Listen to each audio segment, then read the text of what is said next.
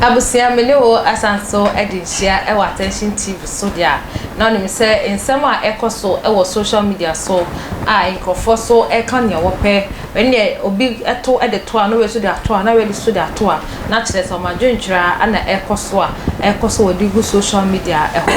na asemi a yekoso e kame akoye se emu awem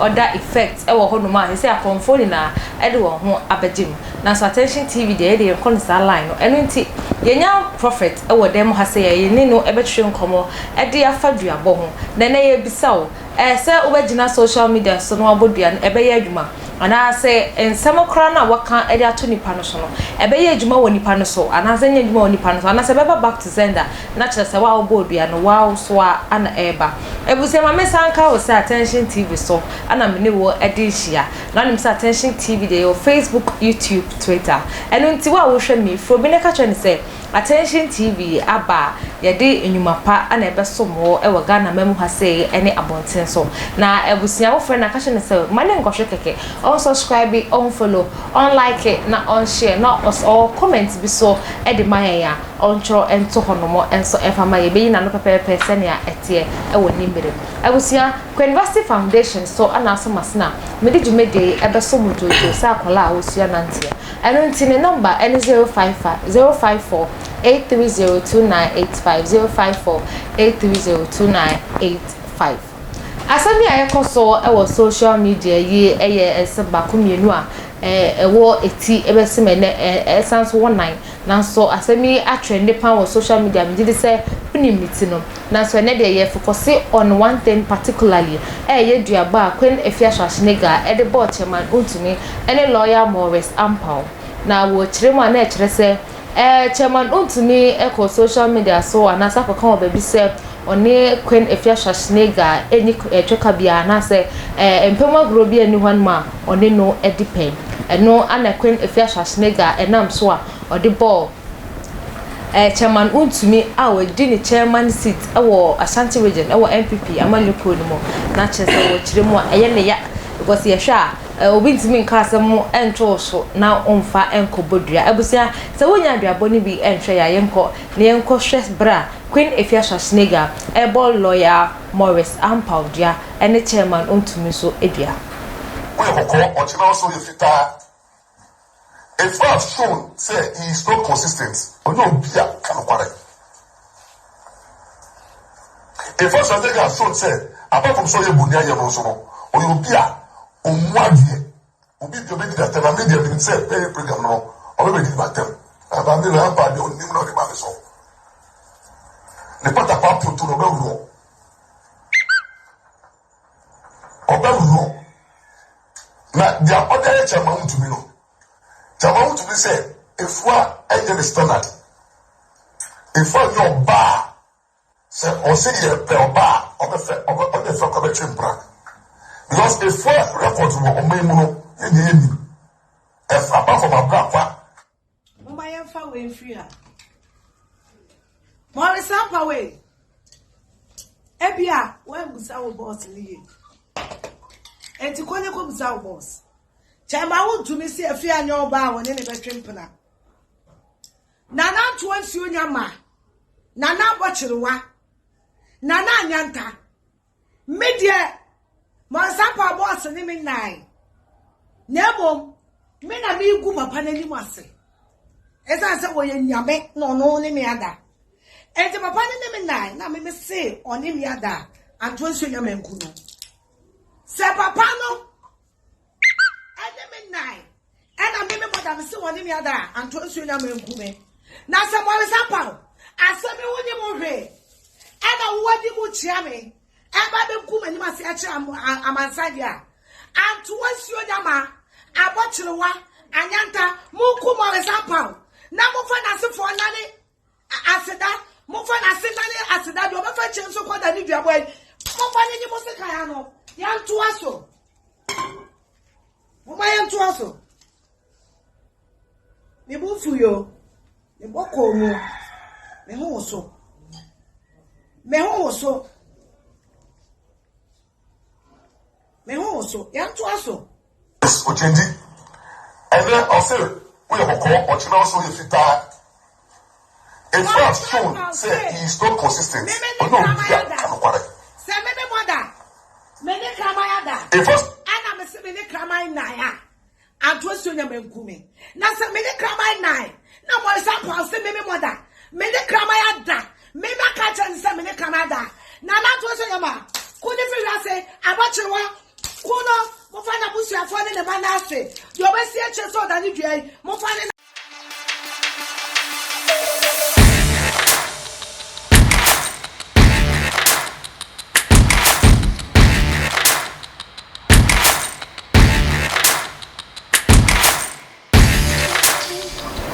Abusia videos ane ekohwe ye no na mini na me de bewi ase a aduabo ayewo ho eti say obi tworo woni car echi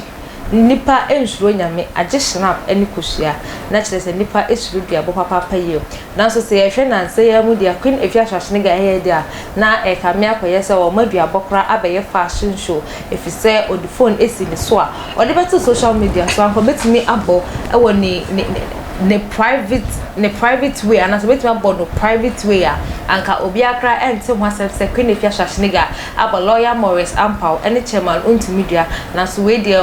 kame koye se ode beto social media so emobi bia ehu bi na chese kame akoye se duabo no abe lifestyle ana ene me prophet 99 ana edin hia ewo attention studio hanom se a me no ebe twere komo e dia foduabo so for ma wakwa aba ojo so ba dey say Pacho, did say bibia so ye wo Kristo na ro. Papa, ye hweduabo. Ase ne beka say obi kwa be bodua na be de na obi abodua. Say nipa no because him say Queen Afia Schwar onye busumsum ni oye Kristo bi. Eni te be de na Kristo ni aka say we de obi aka asema to me so. Ba enye sa ntumi nkobodua a on fa nkompa yi. Yo, America chia ya na asante hene. Na tosumi na so chia ya police panyi kufi kwache.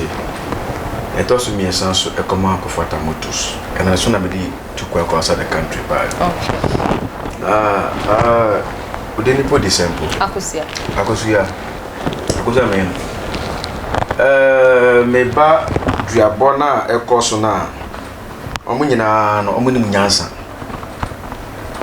Why ni nyansa. Afia Schwar nega no. Ene omo a omo ko fa brode ne banchi ni tampiku ene shinap ni kosua ne omo gira nsuom bodua nyina nyansa bia nim.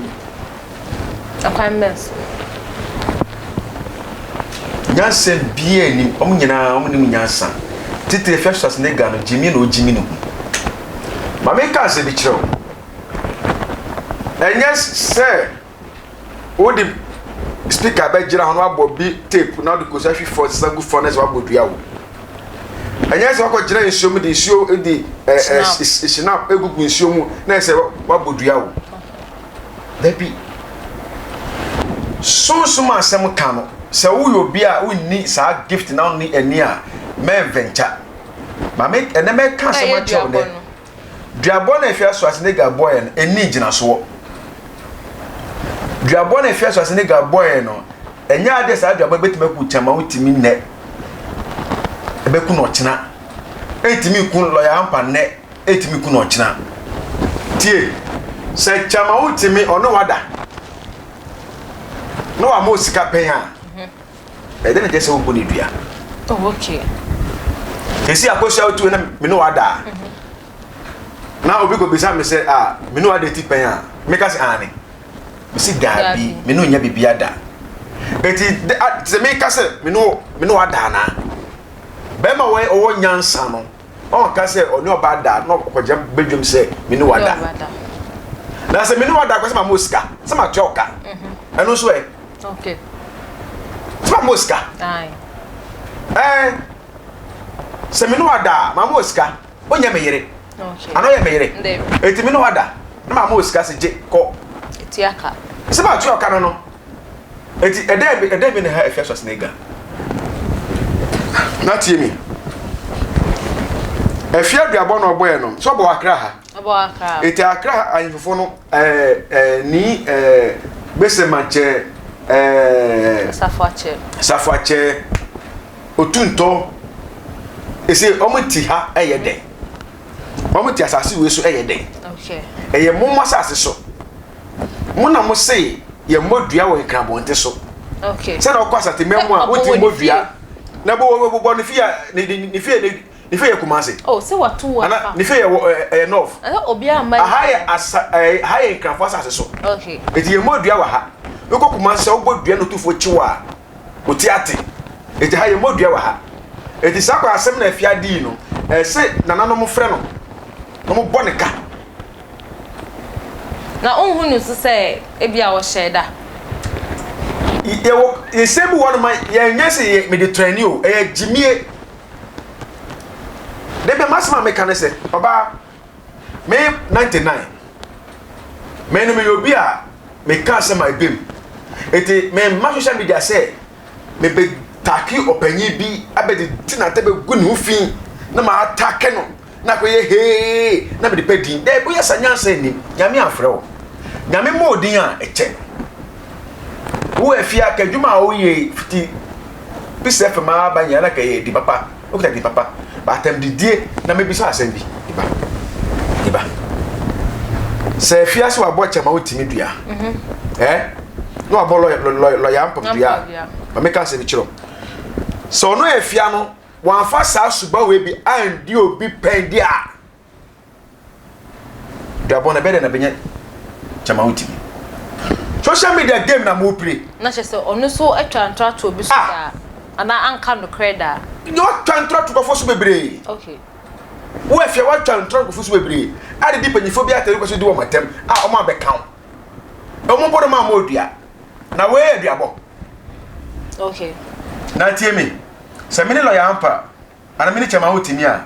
ka afia undi nchini undi mekobio afia undi nchini undi mekondi anwa obako akona bako ni krechi a on kata mani ma mekwa echim no se push baba wiase wow because answer no bebo bi dua we krabonte so ai be adwuma no na ne pa kona na so hu retini mu na ze be ye hu okay just say obi obodua bia ekita be ye hu akra harum no epo na eda harum no akata esuo bi e waso sunsum no ete no se wo obi bodua na enya wa ana se ne pa kono baye etini mu okta hu bone na be nya wo ana se ofi busum fie ne fie busum wo ofi busum fie ana se obodua na wie no watu nkwasa kwa yade ese de tiawo ewo eza piso asana duabon be ye djuma wow ba se wabodua TRACEY no enye djuma nte e fresh as nega den enye djuma na me ni ne rita ma fo e pre gidigidi no omo chechire jimie e bere enya obi na duabo no enya de be nya Chairman Wontumi enya de be nya efezel lawyer Ampaw enya djuma sister wo sha se na wo say eni fapem but say wo fapem say Chairman Wontumi akogina bontin say oni ne enada say Chairman Wontumi say me no enada Chairman Wontumi oni na akona dabi say me no kon ye na me say me no nada e dey boni ne wo say me no enada tantro na yotwa o tantro e dey say o ma bontin asepanyimu no o ma bontin no be ka say girl we me nada girl me nada na o me che the guest do a ono ma da na dabi e say ade ti no ka say oni ne dada e dey boni ne wo okay e don't know if you are not proud to say obia hu say Chairman Wontumi nada wajimi onyo oba papa wajimi onyo oba papa oba oyo ba papa wo so won kwala mie no o tete wo fi no odu hu si ko twa video na wa raw pant na odu tumu pant e na mo fie na twa video oyo ba papa na da me so ya shawo ni ba no okay oton mama bisao se na wo kanu se duabo no enye djuma ewo Chairman Wontumi ne lawyer Mr Ampaw so yenhwe ne spiritual wise se ba yesumwa odo ode snap egu for mo sanso apai osanso di kosua abofom ye hwe the spiritual issue after onine de no ye no spirituality no eden ebetime eku atia no ono ankasa ne nebusuafo ana ono ne duabo no boy no se ebekwati ono Afia Schwar ne Ghana na da se Chairman Wontumi ne lo ya pa so fa baabi bawon kuma fa akire ayeden on so akobbo dua wa akire e de ati ono Afia na chese enye hwe Afia de ne joke but obi ka so gbo dua okasa di kosua abofom listen obi ka so gbo bi dua bono ye fa be jam public say mabo dua wo nta globi na no odi ye bodua secret na enya o secret na what who kwa secret na o hwe ni pakona chi kwa secret ene fa ne duabo tese ne oya no kra jimie je ni gira so cartoons bi na na na tie insuo na wo fe no ameka se bichiro Antoine na wo fe no Antoine da Kumasi oda so tiase wo hopa me de se onye madamfo Antoine Kumasi na Antoine wo Kumasi no oya na adwuma asatememu ana krobia gold egudie wo so bia no science no maso sharp ese o fra Antoine so obekum obi wa Accra no ko obi Kumasi ma wa ese o faka fi Accra ha na nko Antoine busum no so na ogbogbo dua no wo ho okay sana se oye no enipa no Kumasi na chese udi ni die kra ma no yes nipa no Kumasi ene fa ne duabo no nipa no Kumasi na so me gira Accra me jani fi egbodua enye djuma o we da bi na hwe ha de konfo na ko gira nsuo no mu na obodua no ma me ka se bi cho one ye ngira nsuo mu embo nsuo fudin e wo nsuo mu ye ngira nsuo mu embo nsuo fufudin e wo sa nsuo mu okay ana nsuo insan o de gu nsuo no mu no enye sa na ye fra nsuo e di bodua insuo insan o de gu insuo no mu no enye sa na ye fra insuo di bodua okay ya gira insuo ano na wa fra insuo no no so na kasa engira insuo ni mu da bi ya gira insuo ano na amamre bebe bia o ye wo insuo na ano na wa fra insuo no insuo na kasa ba wo gira insuo mu se ubo obidua na hwia ha de ono konfo no so ye konfo a ye wo nsuo konfo da nsuo ano ene wo konfo okom nsuo ase okay so okom nsuo ase a okom ame water so okom nsuo so a ene nsuo na da no da nsuo na no okay o ma obi fa fi e be kan nsuo no nti ye wo akonfo bia ni obi a wo de part sa so wo fo ye wo hoi obi an nadom okay eti konfo bia wo nadom okay enyo konfo bia na ekum nipa obi won ma okom motia obi edinsini otiti ahaban onye konfo ane andi ti konfo bia konfo a de okom dote bosum no okom dote okay obi su kom abo stone ala hye ene na osom but ene wo ne o gira nsuo okom nsuo odan nsuo ano ene wo ne okom nsuo ase okay what does here eti ne o gira nsuo ano no ni kom esronko ono no nsuo ni ne nsuo oyi ni hudi ni hwe e kire no so obi de efi be ka ono nsuo na obara be yi ni hwe de kire eye oman konfo no da nsuo ano se nipa simasi we say no be ye e to be se konfo be ba ofie straight e modi say na e kan no ana so be ko na chesa na obi di say akwaka na nsuo wan okay e di say wo konfo no da nsuo no wo a okom nsuo no nkom nsuo ase o ba ne okom nsuo ase no ono no ma water kom no ono de ne totally different ono opemoja ohwie moja ose ade ana mo ye hihye dotie kom na abo kom no omo chante omo kom ewiem tufo okay ye wo hu bi wo wiem fa na wiem tufo sa wo hu na onyo bonsam but hu na obi se bi oyo bonsam ote dan no ho aboa nipa de bia opebi ote dan no okay ono na ya na o mo chante okotfo ye ka okotfo no o mo som no okay ha to no onyo bonsam but enso ya abofo ni bia